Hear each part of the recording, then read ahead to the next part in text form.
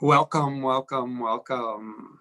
I'm Tom Zuba, and I teach a new way to do grief, which can create a new way to do life. And I'm glad you're here with me today.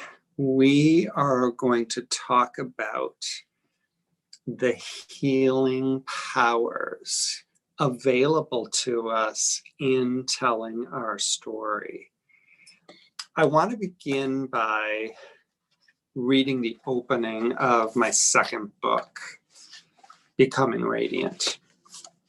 The first chapter is called The Invitation.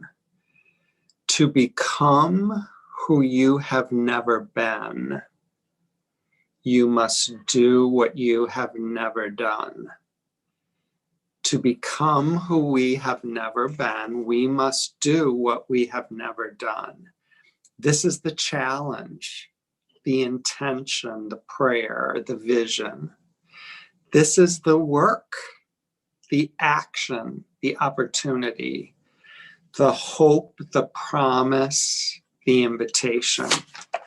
So we're going to talk today about doing life differently. We're going to do it differently. I think most people have grown up believing that telling the story over and over and over again is part of the problem.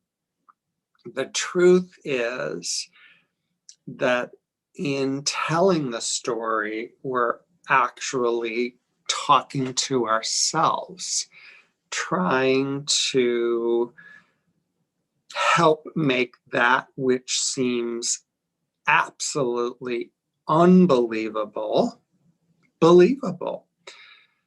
We're talking to ourselves. This is one of the ways that I look at it.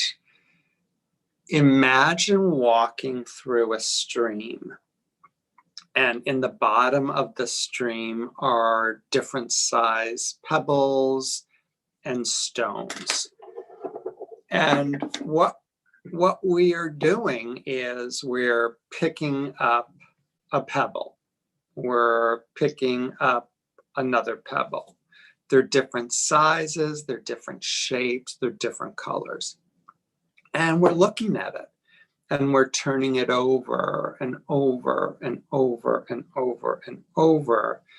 We're trying to make peace with this portion of the story of our life. And when this no longer has control or power over me, then I can put it down. I can put it down, and then I find another one, and I take a look at it. I look at all the crevices and all the cracks, and I ask myself, did this really happen? Is this really true? And again, when I can peacefully be with it, when I can peacefully hold it, I put it down. I find another, I find another, I find another. What's important is to make sure that there's no stones out there and you say to yourself, I'm not going there. I'm not going to take a look at them. Those are off limits. In fact, I'm going to use my energy to build a wall around them, because that's too painful, that's too scary, etc., etc., etc. So I want to read from my first book, Permission to Mourn. I'm going to read chapter 10. Chapter 10 is called Sit Down. I invite you to sit down in the chair next to me. I will breathe with you. I will breathe in and out, in and out, in and out, so you can calm your mind and your heartbeat can soften, so your body can begin begin to release the tension and the tightness you have been carrying around for a long, long, long time. It is okay for you to speak or to remain silent for as long as you like, for as long as you need. And when you are ready, I will listen. I will listen to all of it. Start wherever you are. You can start at the beginning. You can start at the middle. You can start at the end if you like. And you know what? It's okay to jump around. And you can repeat yourself.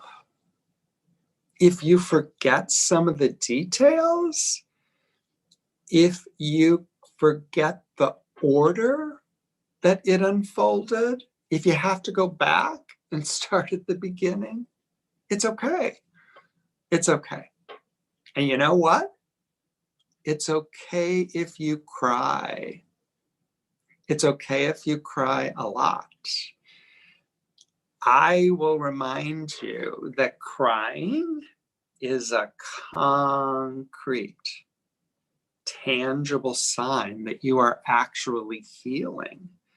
And I will encourage you to cry and cry and cry and cry. And I'll ask you to change the voice inside your head so that every time that you are crying, that voice says, I am healing. I am healing. I am healing. I will give you the opportunity to tell me about the death of your beloved, to tell me the story, all of it. You can tell me all of it. I'll let you tell me about that day that your life changed forever. So many people ask me, is healing possible? Is it really, really possible? And if it is, what am I supposed to do, Tom? What steps can I take to heal? And my response is always the same. Yes, yes. I do believe that healing is possible, but I don't believe it's a destination. I don't believe it's a place we're going to end up one day and say, hallelujah, I'm done. Fixed all of that, healed all of that. That doesn't ring true to me. Rather, I believe that healing becomes our way of being in the world. I believe with intention, with vision, with action, we can heal a little bit more every day. I told you, I teach what I call a new way. Contrary to popular belief, part of the way we heal is telling our story over and over and over and over again. Why? Because the truth is that at the time of our beloved's death, if we were fully able to grasp, if we could really, really grasp the magnitude of what happened and all of its implications, most of us, I don't believe we would be able to survive. Literally, I don't believe we'd survive. If the breadth and the scope and the all-encompassing reach of our beloved's death came crashing in one explosion, I honestly believe that we would explode. It's too much. It's too much to take in all at once. So our spirit, our mind, our body protects us. We're protected. The truth sinks in little by little by little by little over time at a pace that we can live with. That's this beautiful mechanism that the divine created for each one of us. The wisdom of the body only lets in small doses what it is we are able to carry. It's in telling the story of what happened over and over and over again. It's picking up those stones from the bottom of the creek and looking at it and examining it, and somehow, some way, making peace with it, feeling comfortable with it. It's in telling what happened over and over and over again that we are able to see and come to know the truth, the magnitude of what it is that happened. It's important to comb through all those details, to relive the sights and the sounds and the smells. It's important to ask ourselves, what if? Why didn't I? If only. Those are really, really important questions to ask and answer. Make sure nothing is off limits. Look in every corner, in every crevice, turn over every one of those rocks so that nothing is secret or hidden, so that no part of the experience is hands off or locked behind a closed door. Allow no part of the experience you've lived through to have any kind of power over you whatsoever. Walk through all of it. And yes, it's painful, especially at first, but keep on telling your story over and over and over again. And after much time has passed, much time, and you've told your story more times than you can possibly remember, you will come to the day, I promise you, you will come to the day when you begin telling your story again, like you've done hundreds of times before, because you know that telling your story is healing. And you discover that you cannot tell it one more time. You don't have the energy. You don't have the desire. You don't have the strength. And you don't have the need to tell the story of the death of your beloved one more time. You just cannot do it. And you will exhale and you will say to yourself, this is what healing feels like. This is what healing looks like. This is healing. This is healing. So I invite you to sit down in the chair next to me and we will talk and talk and talk. So I have two guests today. I'm excited to introduce you to both of them. My first guest is my friend Kathy, who I met in September when she participated in the weekend version of Permission to Mourn Module 1. And then I got to know her better, and through her husband, Ralph, in January, when she participated in Module 2 of Permission to Mourn. And what struck me and continues to really, really touch me about Kathy is that she has literally embraced doing grief a new way. And as a result, even though her husband Ralph hasn't been dead a year, she is creating a new life for herself. So she's a beautiful, beautiful picture and an example of what's possible. So I really, really want you to hear her story. And then my second guest is a woman that I've known for a good number of years. Her name is Laura Packer.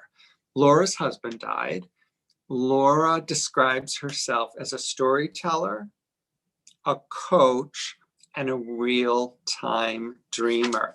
I had her on at the end of 2020. She's fascinating. She knows firsthand and professionally the power of telling our story. And she's gonna share a powerful story of her own with us at the end of the hour. So I'm gonna bring Kathy on right now.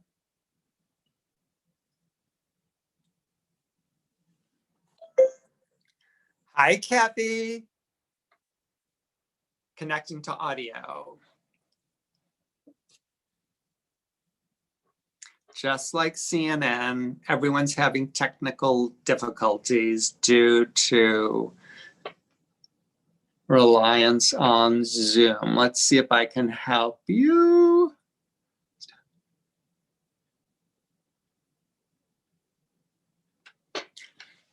So there's gotta be a way you can connect to audio.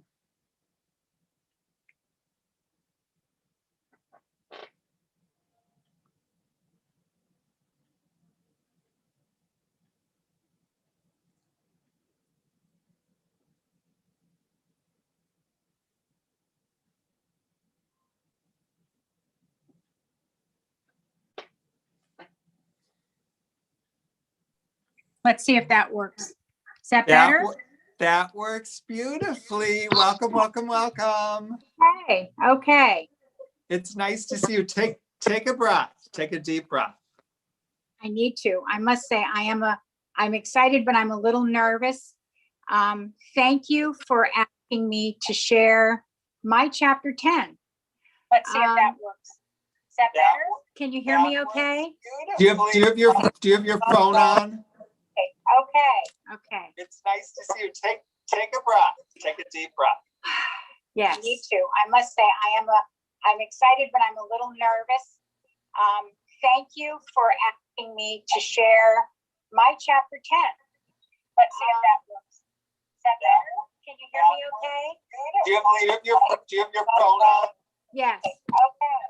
Should I turn my phone off? Yeah, because we're getting both of the recordings. Oops, I lost her. Well, this is real time, folks. She'll be back.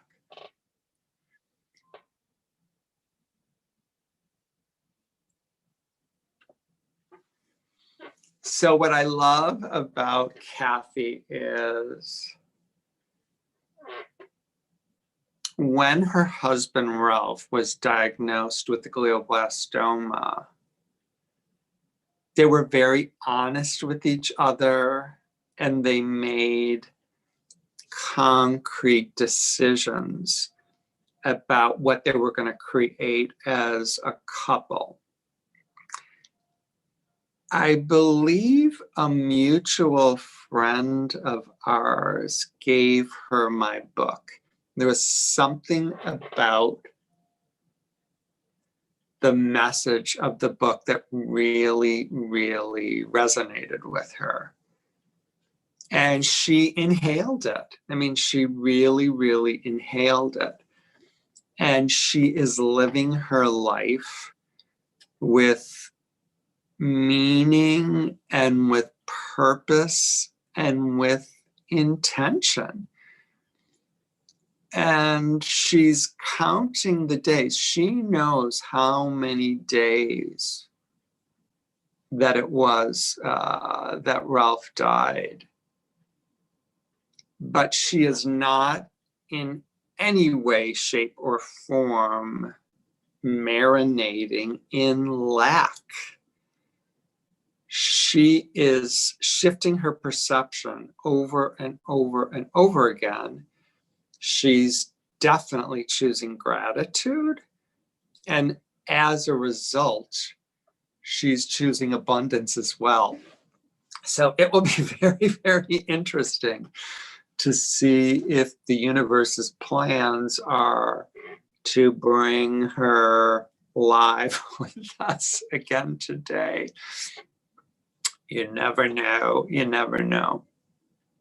There she is.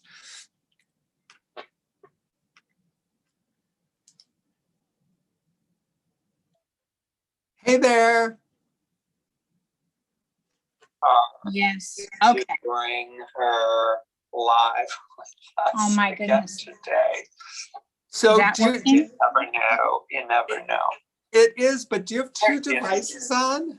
Yes. The problem is I have my cell phone, my iPhone, and I have my PC. Hey there. I turned off my cell phone. Okay. So are you able to turn the volume? What are you using to see me? Yes. The problem is I have my cell phone, my iPhone. Because you and I are on about a 20-second delay. So if you can turn the volume off on the other one, then it's just you and I. All right. Volume off. Are you able to turn the volume? What are you using to see me? I can see you on the PC and on the phone. Because you and I are on about a 20-second delay. There. Okay. There we go. Hi, Kathy. Is that better? Okay.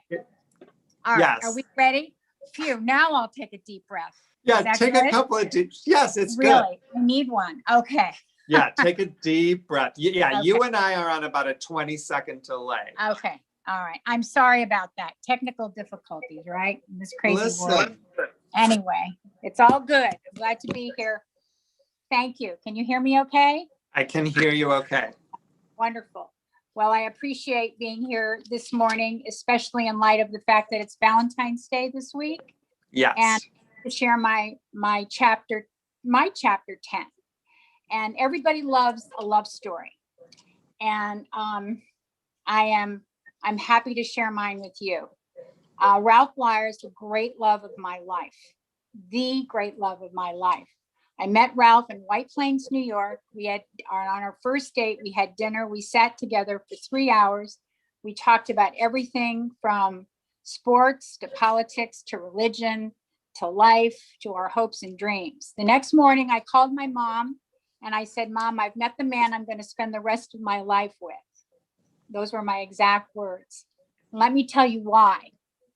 Ralph was a social worker at the time. He had been in the Peace Corps. He was a Sunday school teacher.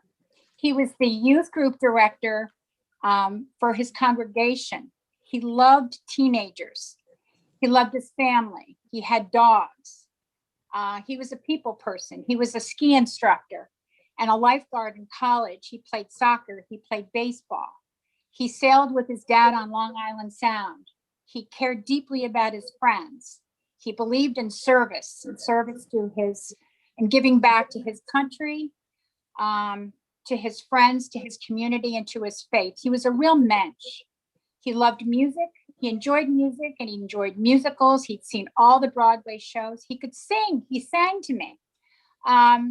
He spent one summer traveling around the United States in high school and another summer after he graduated from college, traveling all around Europe. So he was interesting. He had a lot to say.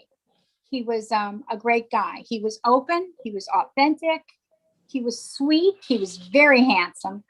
He was the real deal. All of this on our very first date. Can you believe? After 3 hours. So our two souls really connected that night. Not just the chemistry, but our souls really kind of came together. And we were married 8 months later. Didn't take much time. And Ralph. Let me ask you this. So it's very similar to when I met my wife. I did the exact same thing. I called a friend of mine and I said, I met the woman I'm going to marry. Did you feel like you recognized him? Oh yeah.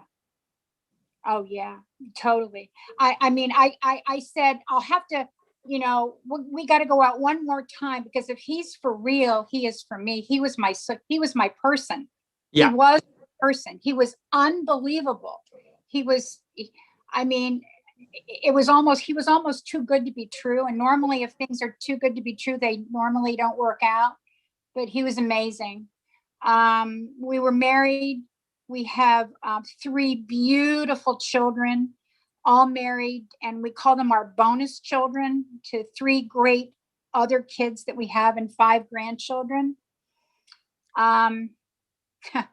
46 years after that very first date, Ralph was diagnosed with glioblastoma. Kenneth, Kelly, Jason, myself, and Ralph sat huddled together in the neuro-oncologist's office in Redwood City, and we heard the word glioblastoma. And I said to Dr. Peak, did you just say glioblastoma? And he said, yes. And I knew at that moment that my husband was going to die. Less than 5% of all patients with glioblastoma survive 5 years. And John McCain and Ted Kennedy and Beau Biden all had glioblastomas, and they had the very best of care, and they died. Dr. Peak gave Ralph 3 to 4 months with no treatment and 14 to 16 months with treatment. So we immediately scheduled a craniotomy for the next week. Prior to his surgery, 10 days later, we had the first of what I call end of life death talks. We had many discussions, usually in the morning at breakfast, but we had our first one. And that really began, and I want to read this because it's important. These words are really important. Our own spiritual journey of coming to terms with our new unplanned reality. The night before his surgery, our friend and Rabbi Dan Goldblatt came over and gave Ralph a blessing and blessed our family. The surgery went well. They got most of the tumor, but not all of it. Thank God they didn't take all of it, because if they had taken all of it, he would have been speechless and paralyzed. Yes. So the surgeon did well. Then the standard of care started. All the endless lab work and radiation and chemotherapy, and he wore an Optune for almost a year. Lab work. He took 35 pills a day. I was his caregiver.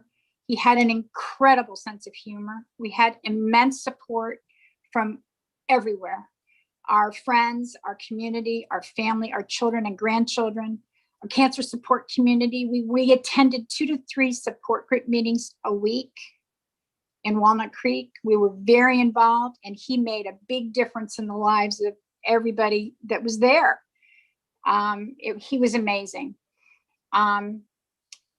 We made a conscious decision early on at the beginning of this treatment that we had a choice to make about how we were going to do this. We could be victims, so we could say, poor me, blah, blah, blah, life's over, we don't get to do, yeah. Or we could, as I said, Ralph, you don't have a choice. This is what we're going to do. We're going to find the good and look for the joy in every single day, even if it's just taking a walk outside and listening to the bird, whatever. So we did that, and a miracle happened. We were able that, the miracle was that I prayed every day in the morning that God would give me the courage and the strength to do what I had to do to be his caregiver, because I won't go into it, but it wasn't easy. Somehow I did, and a miracle happened. We were able to walk through this journey with grace and dignity, and joy, and some good every day. About a year ago, just about now, it was just after Valentine's Day, we had one of our very last, I call it death talks, end of life death talks. And I said to him, Ralph, the trip is coming to an end, and the hard part is coming up, and we really need to be spiritually fit in order to get through the next, because it's not going to be easy. The hard part is really coming now. And we would pray about it in the morning. And he told me that he had no regrets. And we agreed that we would, and this was really, really hard, we would let go together. That I would let go only if he let go, and we were in it together. We were in it from the beginning together, and that's the way it was going to be. So on April the 5th of 2020 at 9:48 a.m. on a Sunday morning, surrounded by our amazing family, with music and candles, just like in a storybook, really. Ralph died. He had what I guess you would consider a good death. He did not suffer. He wasn't in any pain. Actually, his parents showed up in the form of two doves on the back fence, looking in the living room, because he was in a hospital bed, looking in the living room, watching him. And I whispered in his ear, I said, your mom and dad are here. They've come to take you home. And he died 30 minutes later. No amount of anticipatory grief or preparation prepares you for the death of the great love of your life. Despite the deaths of my father, my mother, my two brothers, and my sister as recently as 2 years before Ralph was diagnosed, despite the fact that I have a very strong spiritual background, and despite the fact that I have been involved in a 12-step recovery program for 27 years, despite all that, I couldn't breathe. Nothing prepares you. I couldn't breathe. My heart was broken, and my whole body just shuddered and ached. I couldn't speak for 2 weeks, literally. And then a friend of mine, I think you just mentioned it a few minutes ago, Susan, gave me a book called Permission to Mourn. And I actually picked it up and read it. And then I read it again. And then I read it again and again. It was simple. It was, I don't want to say easy to read, but you were talking to me. You were talking to me. And then it happened. Sometime last summer, maybe it was July, I set the intention to heal. I picked myself up and said, okay, Kath, we got to do this. You know, we've been through the fire. We've been through hell. It's time to take the next step. So I set the intention to heal one day at a time, one step at a time. And then I began to breathe. Time does not heal. It's what we do with our time. COVID-19 shelter in place. We never had a memorial. We haven't had a celebration of life yet, or a memorial service. That'll come, and we will really celebrate when we do. But I took the time. It was a gift, another gift that I was given. Ralph was given 17 months from the time he was diagnosed. That was a gift that we were given. A gift that I was given was COVID and sheltering in place, because I was able to turn our beautiful little cozy home into a safe, sacred sanctuary. And that's what it is for me. I began to peel what I call my grief onion. You talk about how it's a journey and a process, and how we move from here to there very, very slowly. And as I peel the layers of the onion off, more is revealed, and I see more, and I feel more, and I can do more. And that's what I did. It became clear to me, though, very early on, that death is a great clarifier. Everything became clear. When the cloud lifts up, finally, in the end, all that matters is love. All that matters is love. Love doesn't die, people do. I used to hear that, and I never really appreciated it until I had an aha moment. Ralph and I were extremely grateful for the love that we shared and the life that we had together. And Permission to Mourn, that book showed me how grief is my new and very best teacher. Grief is. My relationship with Ralph continues. Actually, I had a dream about him, or he came to me in a dream, I should say. I didn't dream about him. He came to me in a dream shortly after he died. He came to me, and just as clearly as you and I can talk now, he said to me, Kathy, I haven't left you. I'm right here. Everything's going to be okay. And I could hear his voice. It was absolutely amazing. And then only last week, I was cleaning out a file, and I happened to come across a prayer poem.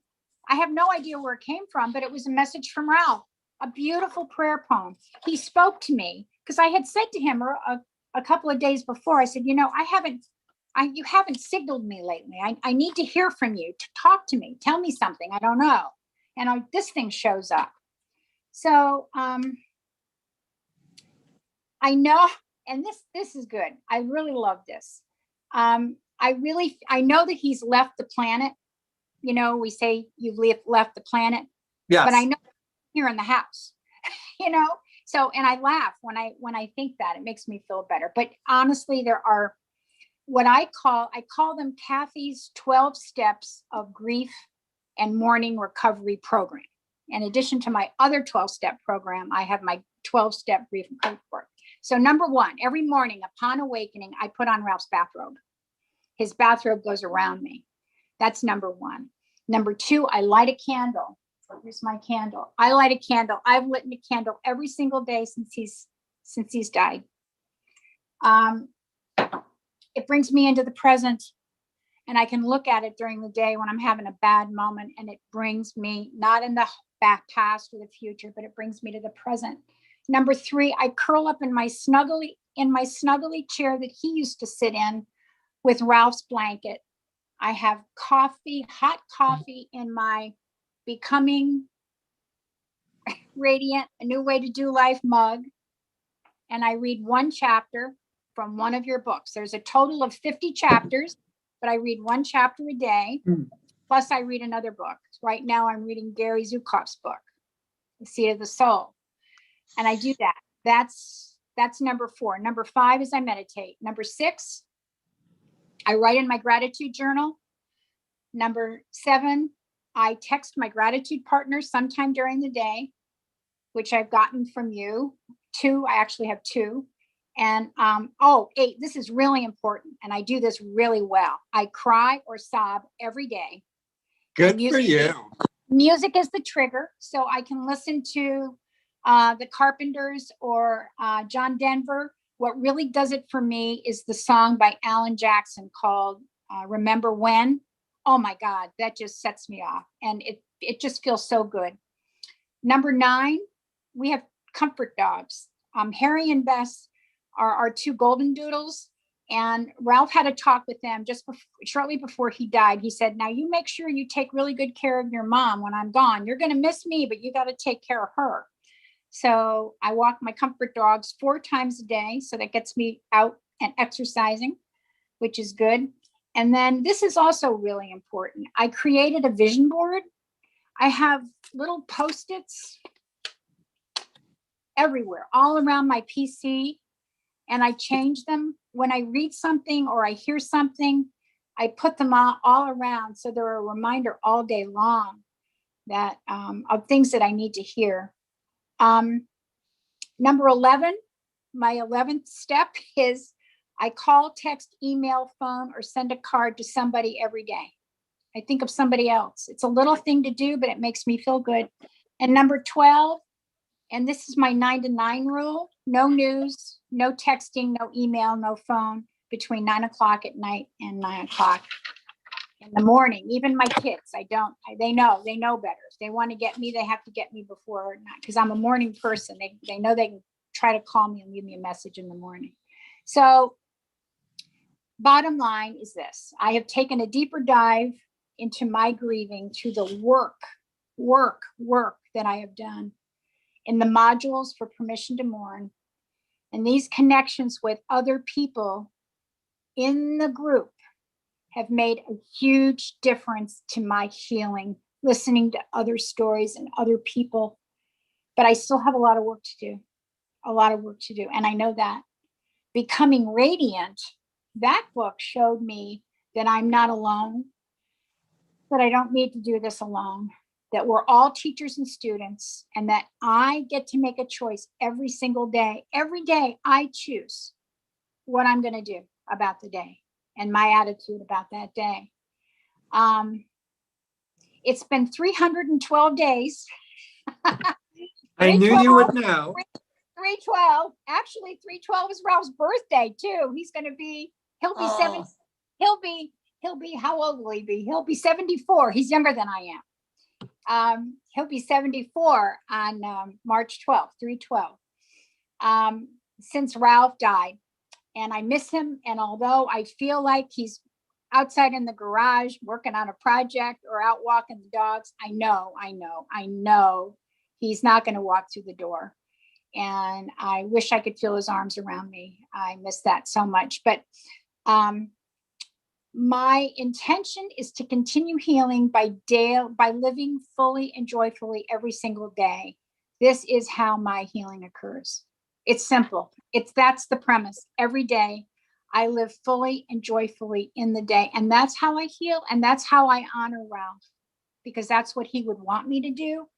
And I don't know what life has in store. I'm excited about the future. And I know that Ralph is with me and that I am loved.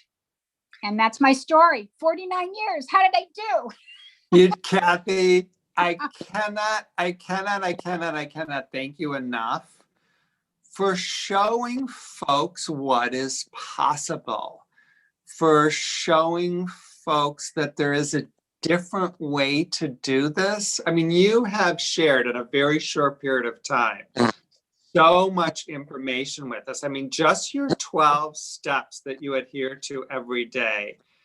Thank you. I think you've touched a lot of lives today. Thank you so much. Thank you. Happy birthday, everybody. Yeah, I appreciate it. Thank you so much for being with us.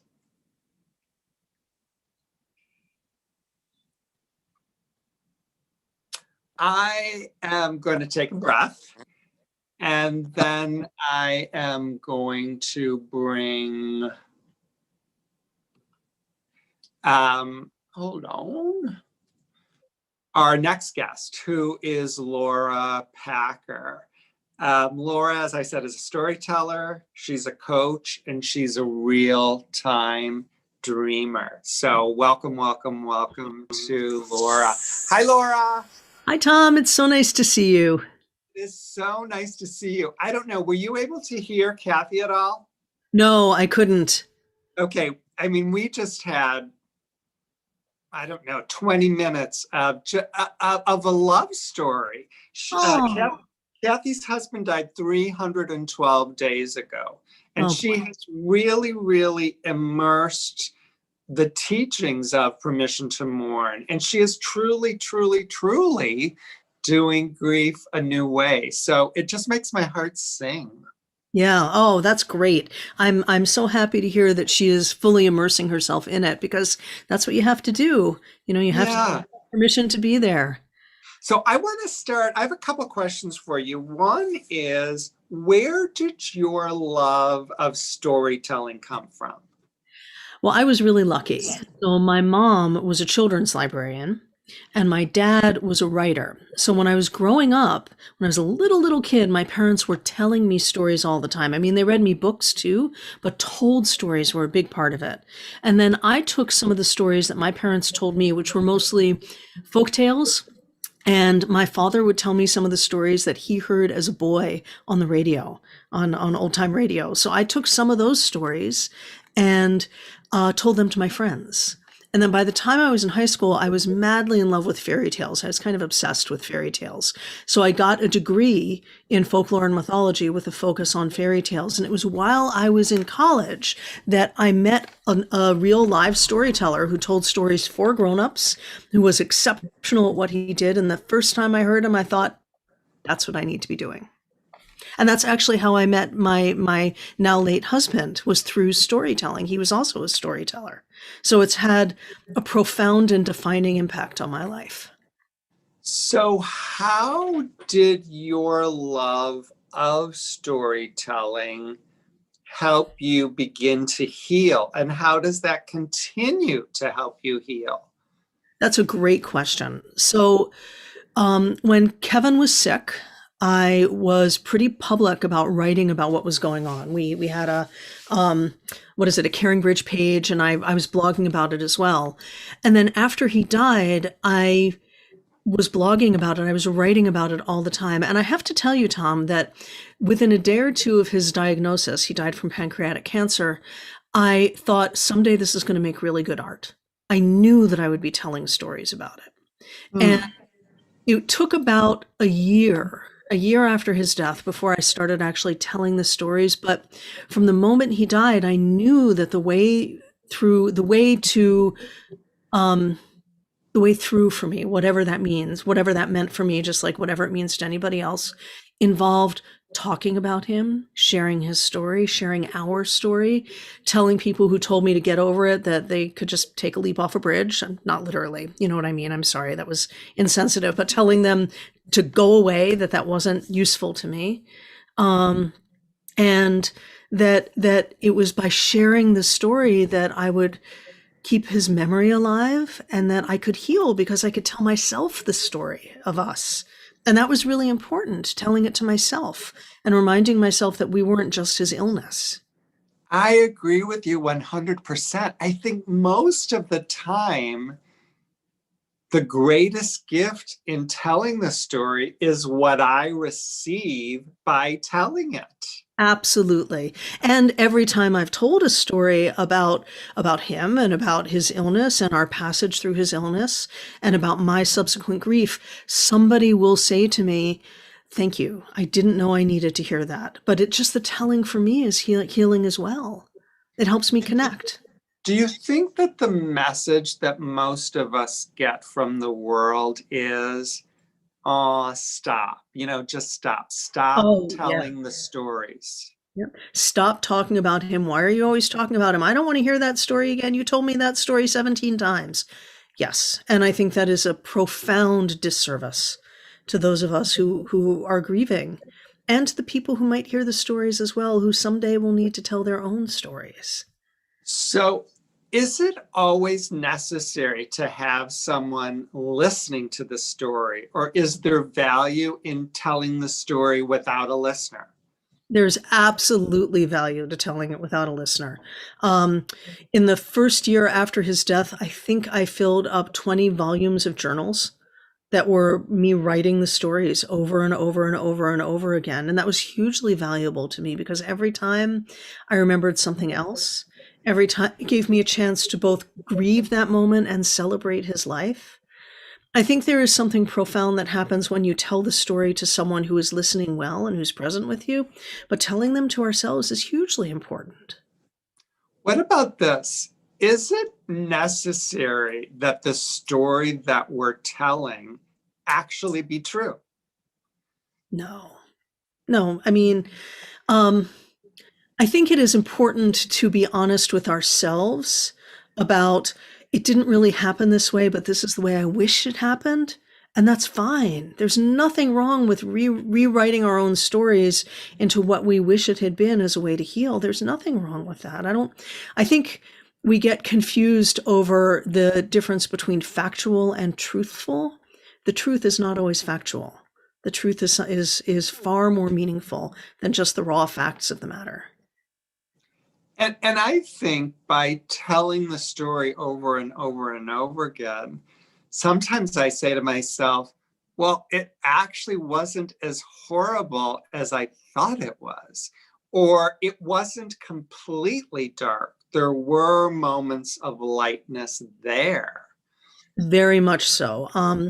The last time Kevin was home, he died in the hospital, but the last time he was home, there was this moment where his home hospital bed was deflating. And looking back on it, it was so funny. His expression was funny. All of it was funny at the time. It was, oh my goodness, this terrible thing is happening. But by telling the story of it, I was able to find the humor in it, which I'm certain Kevin was aware of at the time. So yeah, when we tell the stories over and over, we give ourselves permission to remember bigger, not just one facet of it, but all of it. And I also think by telling the story over and over and over again, nothing becomes off limits. It's like that which might have been really, really frightening initially, as we kind of get closer and closer and closer to it, it loses its power over us. It does. It does. It's kind of a home version of desensitization therapy in some ways. By telling ourselves the story over and over again, we can look at those. At first, we have to look at the moments like this, and then we can kind of peek at them. And then we're able to look at them and recognize not just the difficulty in it, but the grace. And we can only get to that place of grace by sharing the story over and over again and giving ourselves permission to feel whatever we need to feel in there. So if someone has been walking around thinking, I'm not going to tell my story, I'm not going to tell my story, there's nothing to be gained, there's nothing to be gained, where might someone begin to open themselves up to taking a look at their own story? If you are someone who keeps a journal, that might be a good place. If you are someone who has a trusted friend, that might be a good place, and be very honest with them. I can't talk about this yet. I need to talk around the corners of it, around the edges of it. There's at least one online storytelling open mic that is specifically not just for grief, but for all kinds of challenges that we might go through. I will find the link and share it with you, Tom, afterwards, and you can post it in the posting if you don't mind. But there are places where people are intentional about sharing those hard stories. And it may just be that listening to some of those hard stories at first might help, because you'll hear someone else share something that's meaningful in ways you didn't expect. Post Secret, do you know about Post Secret? I don't. So postsecret.com is a website that started as an art project, and it's where people mail in postcards of their secrets. And that might be another good place to start thinking about telling your story, because you'll read all these secrets, and I read it every week, and I'd say 2 out of every 3 weeks I read a secret that's mine. Oh, I thought no one else was like that. And so maybe that's a place to start telling it, just by sending in a postcard. There are all different kinds of ways. Yeah, I love that. So many of us think we're the only ones. Mm-hmm. It's only happened to us. And when we can realize that, no, it happened to you and you feel that way and you thought that, then it helps us feel more connected. Very much so. And it means that we can give ourselves permission to accept the experiences that might be difficult otherwise. Like, I don't remember what the 222, like you're 222, or there are a bunch of things like that for me that are, for me, Kevin's saying hi. And it can be hard to let ourselves embrace that until we find out that other people do that too. Whatever it may be, however we need to heal, we can find community around it. And in that community, we can find a place to share our story. Yeah, we're not actually going crazy. We're actually very, very normal. Mm-hmm. Which was a huge relief to me when I was really in the thick of it. realizing that, yeah, no, what I'm doing is actually pretty healthy, even though it might not look that way to someone else, that it's very normal. Our cultures tell us not to. Yeah. So I know you're going to share a story with us, but before you do that, how can folks find you? How do they get in touch with you? The easiest way is to go to my website, laurapacker.com. And there is a place there where you can contact me. You can send me an email through that, and you can see a little bit about the other things that I do. I have a whole bunch of links that I will share with you, Tom, in our chat, and you can share them with people. But the simplest way is to go to laurapacker.com. Tell us about, is it pronounced Patreon? Tell us about your Patreon page. Oh, I'd be delighted to. Thank you for asking. So Patreon is a service where artists can basically set up subscriptions for their fans, where people who enjoy that artist's work pay a little bit of money, and in exchange, a little bit of money every month, and in exchange, that artist shares exclusive stuff with them. So I have a Patreon, patreon.com/Laura Packer, where for as little as $3 a month, you get access to stories, to meetups, to creativity prompts, to signed books, to all different kinds of things.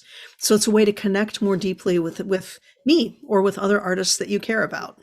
No, with you. Yes, I'm glad you said that. It's a way to connect more deeply with you.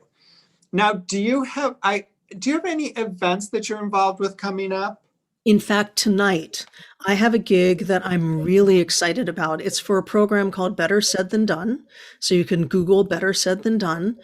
And they do a show a month, but tonight is a special night because there are always several storytellers. Tonight there are only 4 storytellers, and we each have 30 minutes. And I am premiering a story that is that goes from when the night before my husband was diagnosed with pancreatic cancer to the present with my new husband. I'm now remarried. And it's about learning to give myself permission to feel again, and to feel sexual again, and to feel comforted. And it's about how the grief doesn't go away, but how it can be shared in some really loving and comforting ways. So I'm very excited about that. And then, I'm sorry, go on. So how will people access that? How do they find more about that? Just Google Better Said Than Done. The show is tonight, and it's pay what you can. So we invite you to please pay something so artists can get paid for their work, but we want everyone to have access to it. Thank you.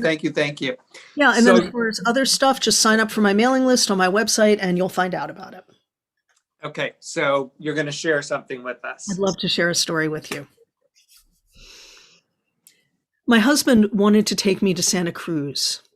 He lived on the West Coast for many years, and Santa Cruz was one of his favorite places in the world. And so we flew from our home on the East Coast west out to the sunset and spent some time wandering around San Francisco. And then we went there, to that place that had defined so much of his life. Now, if you haven't been to Santa Cruz, it's a beach town, and the beach is beautiful. There's a university. There are all kinds of amazing things there. But my favorite part was a long rock shelf that stretched out into the ocean. A long time ago, this part of the world had been all rock, but it had been pounded away over millennia. And now there was a soft sand beach and this one promontory that remained. We walked out to the west along with many other people, and I remember how warm the rock was underneath my bare feet and the soft feel of the sand just on top of it. When we got to the end of the rock, we looked out and watched the sun settle down into the ocean. And I swear, I'm not making this up, 3 dolphins arced across the sunset. And then we turned back and began walking back to the beach with so many others. There was a woman sitting down just a little ways back from the edge. She had her arms wrapped around her knees, and when I glanced down at her, she looked up at me. We made eye contact, and I said, "Oh, that was beautiful, wasn't it?" And she said, "Yes, it was." And she began to weep. I didn't hesitate. I knelt down next to her. I wrapped my arms around her, and I held her while she cried. And then she said, "I buried my husband today." This was the place of our first date. We came here and we walked out on this rock and we watched the sunset, just the way you did. I remember the feel of his hand in mine, she said, and I knew that we would be together forever. We came here when our children were little. We taught them to swim on this beach, and we would come here every year during the butterfly migrations. He would hold his arms out, and butterflies would land on him. And he said they felt like the touch of God, like God was kissing him. That's how I want to remember him, she said. Not him small in the hospital bed, not the wires and the sounds, not the smell of the disinfectant. No, I want to remember him here. And she began to weep again. I held her until the storm passed. And then we gave each other that look, you know, the one that you give someone when a stranger has just been crying in your arms. And I stood up. I don't remember what I said. And I walked back to my husband. We walked back along the rock towards our car, holding hands, and I looked at our shadows stretching east, and I thought, I am so lucky. I am so lucky. Well, time passed, as it does. And then I became that woman on the beach. I became the woman in the hospital room, holding onto him, watching all of the wires going in and out, smelling all of those harsh smells. I held his hand when he died. I remember the way his palm slowly cooled against mine, and then I kissed him one last time. I stood and I looked at him there and walked out of that hospital room, and I thought, I am so lucky. I am so lucky. I am so lucky. We are so lucky. We are so lucky. You are such a powerful force when you tell your stories. I mean, I could literally feel it through my body. Thank you, thank you, thank you. Thank you, Tom. It's always a pleasure to spend time with you wherever it is. Thank you. What is it like for you to tell the story? It has changed. So that story, the part about the woman on the beach, all of the story is true, but the part about the woman on the beach existed before Kevin died. And after he died, that was the first story I told, this additional part, the two parts together. And the first time it was transcendent. It was like electricity was running through my body. It was like I could feel these waves back and forth between me and the audience as we connected on this profound level. It was incredibly healing and incredibly difficult. And I'm fairly sure that I sobbed and sobbed and sobbed afterwards. Since when I have told it, that feeling of connection remains, because we are, if we are lucky, we get to grieve. If we are lucky, we love deeply enough and are connected enough that when that person leaves this world, that we feel it sharply and acutely. Now, when I tell it, it feels like I am connected to Kevin. I can feel him rooting me on. I can hear him saying, "Go, baby, you can do it." And it feels like I'm connected to others who need it. And it feels like I move into this higher place. I honestly don't know how to describe it. It's sort of there's a mystical component to it, where I know that I'm telling this story in particular, and a few others. I have a handful of other ones like this that were given to me because they are something people need. I know that sounds, it is mystical and it is powerful, and I'm not trying to limit my own power in it, but it really feels like it's part of why I'm here, to tell these stories. And I can feel it. And, I get goosebumps. So it feels really, really good. And when I've heard other people telling stories, big stories like that, I can feel the same thing, that we need to tell these stories because we need to know we're not alone.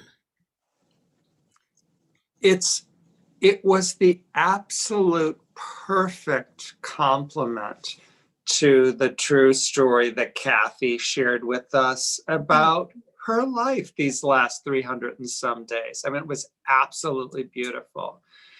So Laura, I can't thank you enough. Thank you for being with us today. Thank you for sharing with us your belief in the power of storytelling.